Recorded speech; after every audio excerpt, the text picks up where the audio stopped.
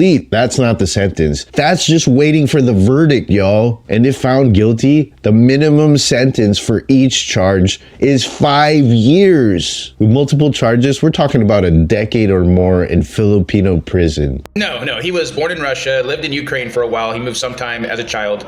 And the formative years are from birth to age 8, which he spent all of those years in Russia and Ukraine. Now, at the age of 14, he moves to the USA. Guys, nuisance streamers are going out of hand. They are causing more trouble than any criminal. You might be wondering what the hell I'm saying. Well, yes, I'm not saying anything wrong, because if criminals don't have followers, the mass majority of people can't be influenced by them. But when these nuisance streamers do things, millions of people watch, and the majority of them are minors, which makes the impact even worse. Right now, Vitali is in jail, where he has to face 8 to 10 years in prison. And to get started with his punishment, it will take at least 3 years, because the Philippine legal system is slow, which will make Vitali's prison sentence even worse. Fully detained, that means he cannot get out until the court hearing is finished. The court in the Philippines is packed, and it's very backed up. It's super slow, which means 2 to 3 years before trial, we have a guaranteed minimum, even if he was not guilty, of 2 to 3 years. Amazing. And also, Philippine prisons are not like US prisons. In the US, prisons are typically known for their better facilities, though still tough. But in the Philippines, the conditions are much more difficult. For example, while US prisons may offer more space and sometimes better amenities, in the Philippines, prisoners often face overcrowded conditions, limited medical care, and the lack of privacy. It's a much harsher environment, where survival is the primary focus. If you think about it, in US prisons, there are still certain rules and programs for rehabilitation, but in Philippine prisons, it's much more about enduring the conditions. This stark difference will make Vitali's time there much harder. Is 5 years. With multiple charges, we're talking about a decade or more in Filipino prison. Now, here's where things get real interesting and what most media outlets won't tell you. In the Philippines, like many developing countries, money talks, especially in prison. Vitali has 2 options. Live in absolute hell with 40 other men in a sweltering cell with no privacy, terrible food, and constant danger. Or pay exorbitant bribes to corrupt prison officials for basic human comforts. Well, what kind of comforts am I talking about? Maybe AC, air conditioning, a private shower, better meals, maybe even internet access. But these won't come cheap, y'all. We're talking in the millions of pesos in bribes over the course of his detention. These corrupt wardens and politicians will absolutely bleed Vitali dry. I know it sounds horrible, but this is just the way prisons work, especially around the world. Money talks, especially behind bars. And Vitali will pay. I totally agree with what this YouTuber just said. Anyone who lives in Asian countries knows that they are different. Here, money talks.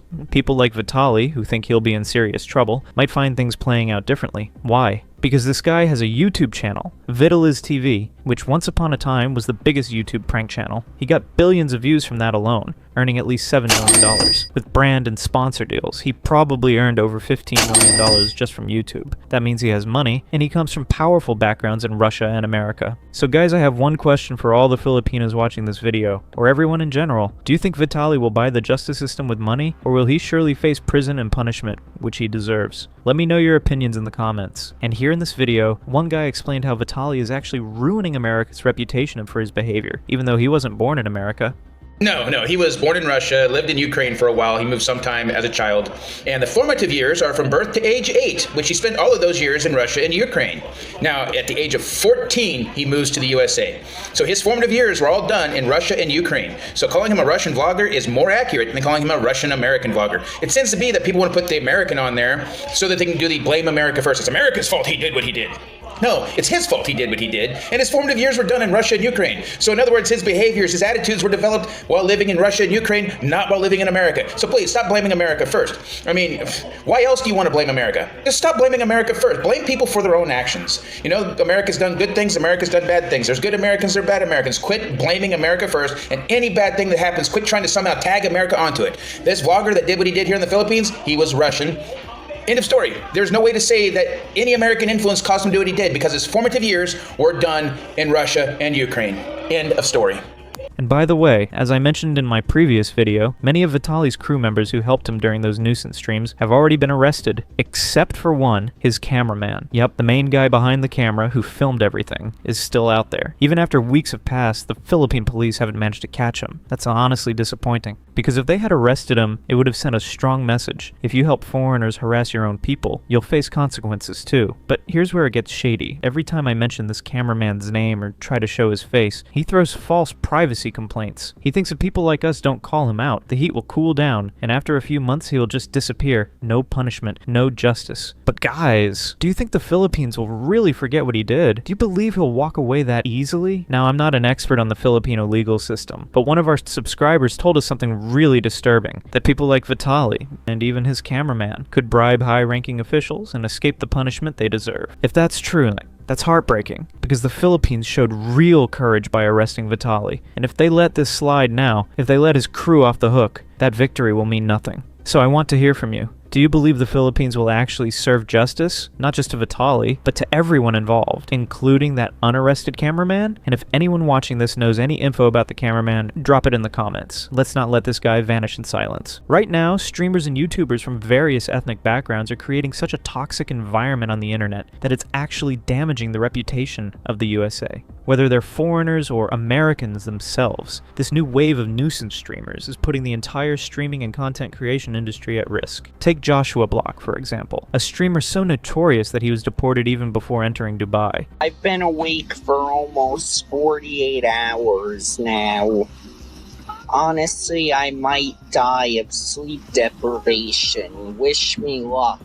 He constantly chases clout with controversial and brainless content, always acting like a lunatic just to rack up views. His entire persona revolves around being a public menace, and unfortunately, that's become his brand. His videos are so cringeworthy that they're almost unwatchable, but instead of getting cancelled, people are watching him the same way you'd watch a circus. Not because it's good, but because it's absurd. And the sad part? That absurdity is only boosting his fame. Atozi said something really spot on about this situation. He pointed out how many streamers are getting arrested nowadays, finally facing real consequences for their content. People are being held accountable, and it's setting a new standard in the streaming world. But despite all that, nothing seems to change when it comes to Josh Block. His content hasn't evolved at all. While others are being punished and adapting, Josh keeps pushing the same garbage, like he's completely untouched by everything happening around him. Stop taking your BS to countries that don't put up with it, because seriously, how many stories have I covered this year already of you guys getting arrested while live streaming in a foreign country? I mean, it's past ridiculous a while ago. I'm surprised you guys are giving me this much content to be uploading daily for this long. Anyway, after the Japan incident, Josh made his way back home and he just left off right where he stopped, dude. Like, he just kept on going.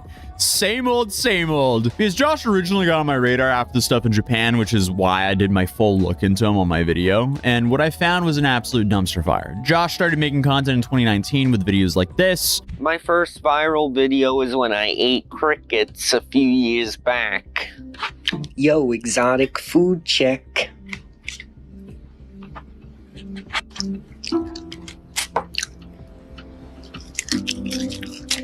And now his normal baseline content is stuff like this. Have fun in Mexico, loser! I think 400 grand right here! Which is horrifying. Clearly, the latter stuff got him a lot of attention and views, and he just figured out if he just keeps doing that, he'll keep on getting views. Views can clearly be pretty addictive, and it's clear that Josh has been a little bit more than addicted to them, as well as to alcohol and so on. Guys, before I go, I want to leave you with one simple question. These nuisance streamers, should they be treated like influencers or like criminals? Because when someone with millions of followers uses that power to harass, provoke, and disrespect entire countries, that's not content, that's chaos. Let me know what you think in the comments. And hey, if you made it this far, drop a justice for victims in the chat so I know you're one of the real ones. Hit that like button, subscribe if you haven't already, and I'll see you in the next one. Stay safe, stay smart, and don't let clout blind your conscience. Peace.